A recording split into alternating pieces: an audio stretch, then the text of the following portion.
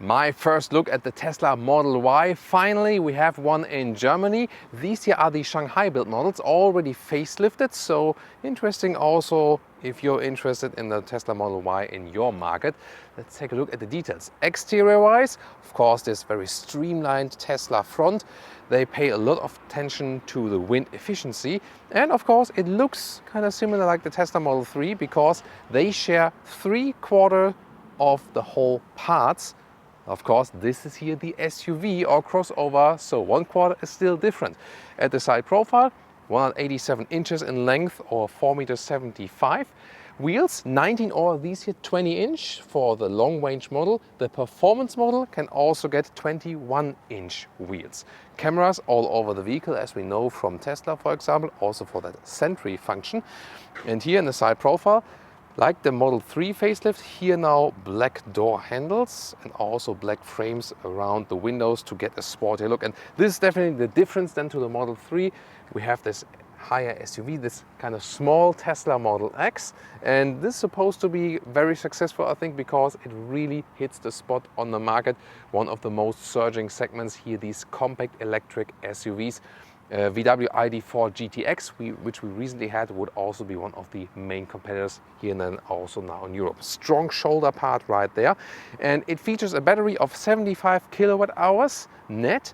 And this is supposed to bring us some 500 kilometers or 300 miles of range.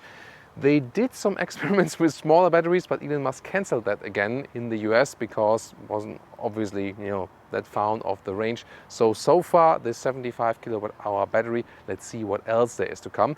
Dual motor, one in the front, one in the rear.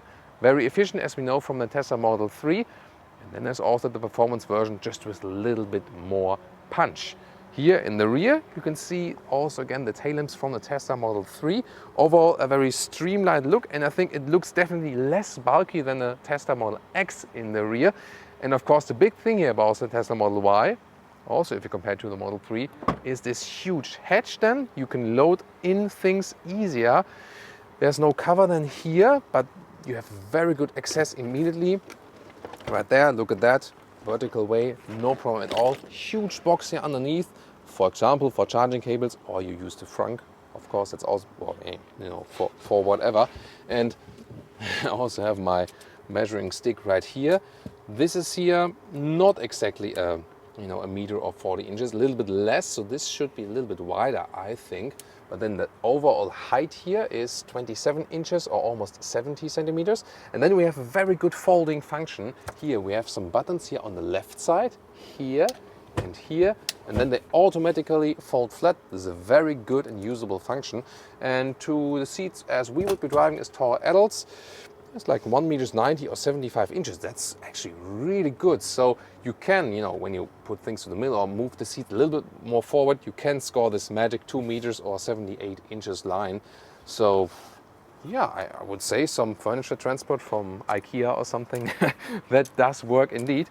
So this is probably the reason to go for the Tesla Model Y. And if you now think about the space you have in the X, for example, yeah, you can very well score everything with that. Also ski hatch available, you can only lower the middle part, but that's also possible. Tell me a little bit about the building quality, Tommy. The build quality? Oh, Thomas B asked me about the build quality. Well, I checked around the vehicle so far, and I have to say the build quality actually really stepped up the game. There was one part here, for example, at the rear door with the Tesla Model 3, here, this edge here, which was very sharp a lot of times, but this has been improved here right now, for example. Or also sometimes, some gaps or transitions on the inside. But so far what we see here or here, this seems all fine. Also when we close the doors, yes, this is a very German thing now. Here the gaps right there, the famous German Spaltmaße. But this is here kind of very well aligned. So yeah, I'm really looking forward also. These are now the Chinese built models. You maybe know that in Grünheide, that's in Brandenburg, not in Berlin, it's close to Berlin. There will be the new Tesla Gigafactory. They will build the Model Y also in Germany. And then we're also really excited to see models built there, probably in 2022. Two more facts before we move to the interior. Towing capacity 1.6 tons or 3,500 pounds. That's actually quite decent for an electric vehicle at that size. And the acceleration figures, 5 seconds for the long range model, all-wheel drive to 100 kilometers an hour, or 4.8 seconds to 60 miles an hour. And the performance model, 3.7 seconds to 100 kilometers an hour, or 3.5 seconds to 60 miles an hour. And you do profit, of course, from the supercharger network and up to 270 kilowatt of fast charging. That also sounds good. We have to see about the charging curve though, so they're not the best in charging curve, but definitely the best in the supercharger network. Door handles well integrated, and then door closing sound. Yeah, it's okay, nothing special, but we also have here the, the frameless windows. By the way, here dual insulation glass. That's also good then. So yeah, we see then when we drive the vehicle how silent it is at a later stage. Soft touch top part, microfiber insert. Also soft touch here for your elbows. Then a nice wooden insert in the black interior. This is the door opener, but also here the failsafe, the manual opener is always right here. Reasonable door pockets, and then also black Model Y entry badges. And this is the very simplistic interior, also know from the Model 3 with the steering wheel, which just has these 2 buttons, and then nice matte wood here as well. This is the black interior. It's all animal free, both steering wheel and also the seats. A high grade leatherette. It feels soft. You can easily wipe it clean, and no animals were harmed in producing this. This is the way to go. How you produce sustainable electric vehicles. There is one option, you can go for the white interior, then white seats you have done here, and then this part here is more in aluminum. I would like the white seats with the wood veneer. Elon, can you do that? Tell me in the comments.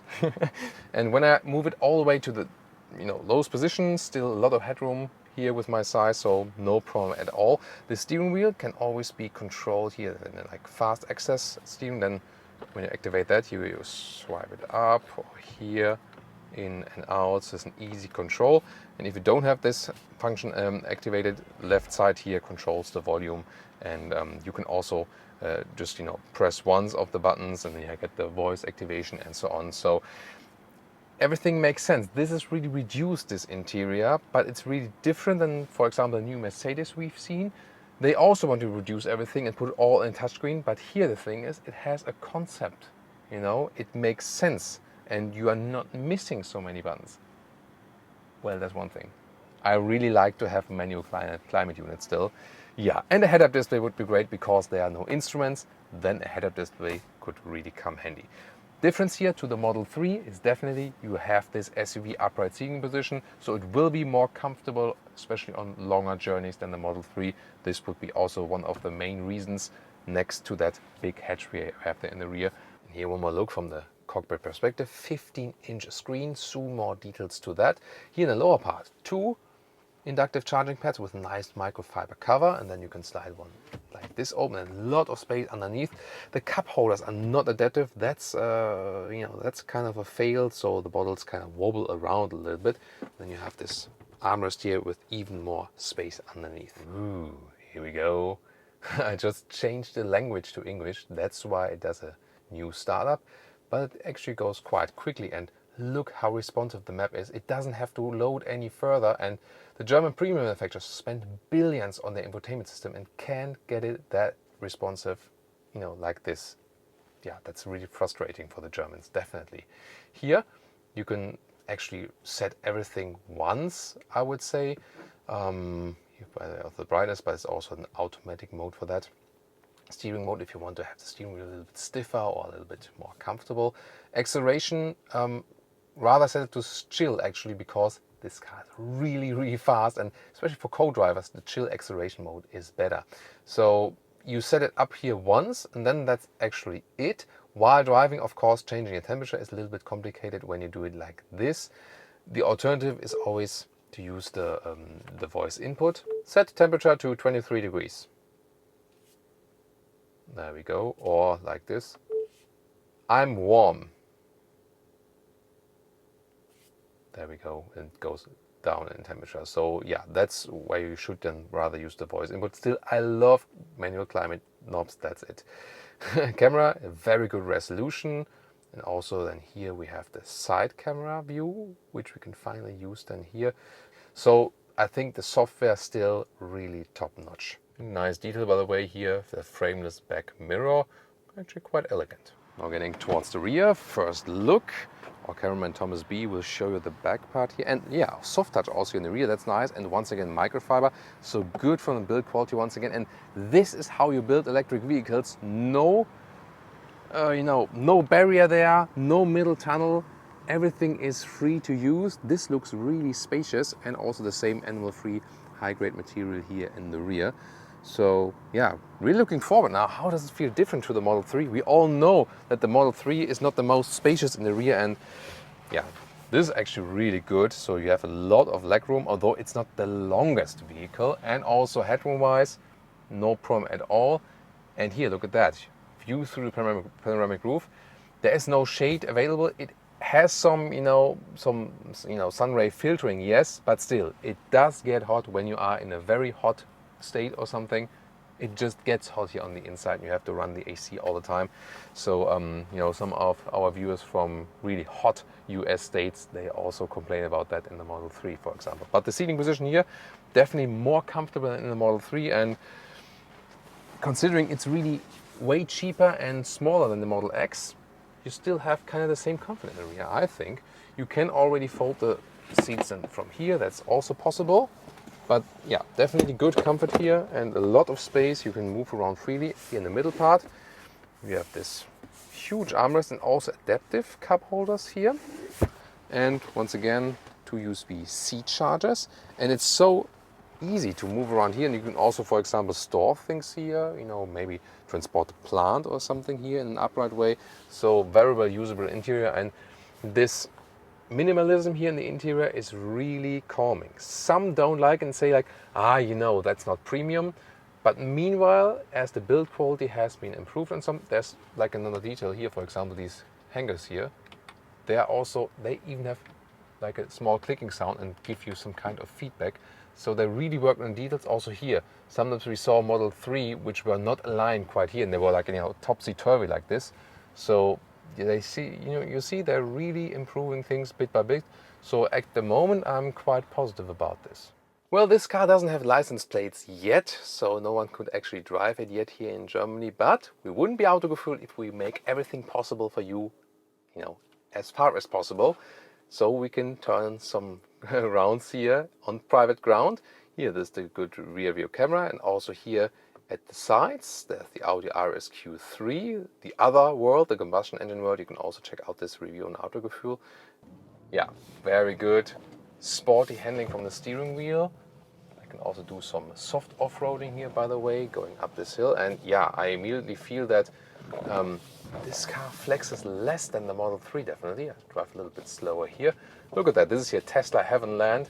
So many Model Y now arrived here from Shanghai, Model S right there, Model 3.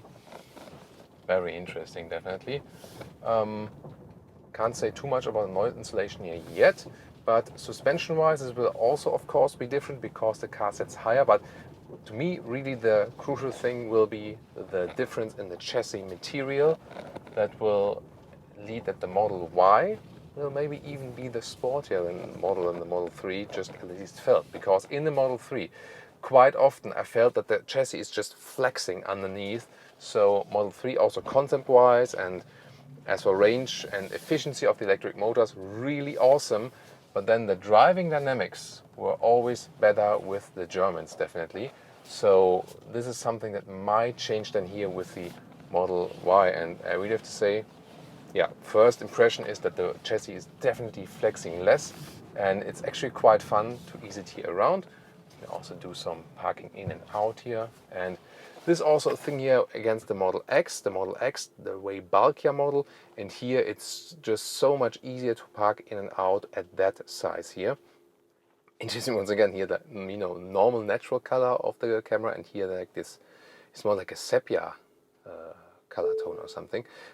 So yeah, very interesting what's happening here with Tesla in Germany, and of course soon also the factory with the Model Y. That is, a lot of criticism also about that, about water saving and so on. This is like a big topic on its own. Maybe I should do a video on that. But already quite interesting driving impressions. What do you think? Fun fact, by the way, this is a completely new Tesla store in Dortmund, Germany, and this building here used to be a Porsche dealer. And this street here I'm standing on is called Ferdinand Porsche Street, and the street that actually leaves this area is called Gottlieb Daimler Street, you know, like from Mercedes. So it's kind of an omen that this place, like with two German automotive street names and a former German automotive store, is now a Tesla store. I leave that conclusion to you. And now please tune in to the VW ID4 GTX video and the Audi Q4 e-tron video.